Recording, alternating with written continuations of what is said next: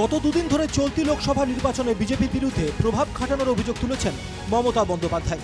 কখনো তিনি বলছেন ইভিএমে চক্রান্তের চেষ্টা করে ভোটদানের ফল পাল্টে দিচ্ছে বিজেপি। যেখানে যেখানে বিজেপির কম ভোট পোল হয়েছিল সেই সব জায়গায় হঠাৎ করে ভোটটা বাড়িয়ে দিয়েছে ইলেকশন কমিশন, একটা নোটিশ জারি করেছে। প্রায় 19 লক্ষর মতো ভোটার মেশিন মিসিং আছে অনেক দিন ধরে, যে বিজেপি শাসিত রাজ্যগুলো নিজের ইচ্ছা মতো লোকের ভোট পাল্টে দিয়ে নিজেদের মেশিন ঢুকিয়ে দিচ্ছেন। এটা আমার সন্দেহ। বিজেপি কমিশন হয়ে বসে থেকে কোনো লাভ নেই। আপনাকে নিরপেক্ষ কমিশন হিসাবে কাজ করা দেখতে চায় ভারতবর্ষের জনগণ। আর এদিন বললেন আইএএস আইপিএসদের কাজে লাগিয়ে ভোটের প্রভাব খাটাতে চাইছে বিজেপি।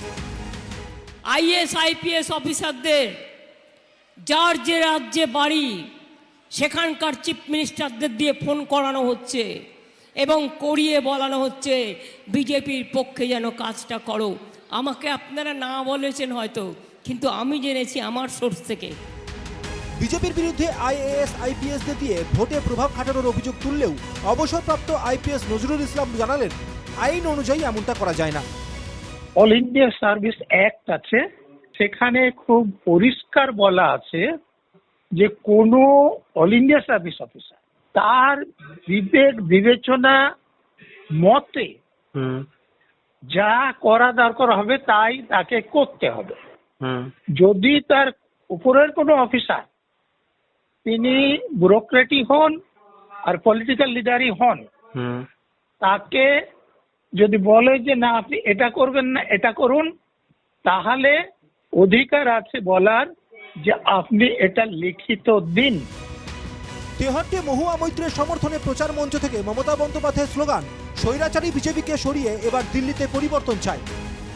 দিল্লিতে পরিবর্তন চাই। ইন্ডিয়া জোটই দেশ তৈরি করবে।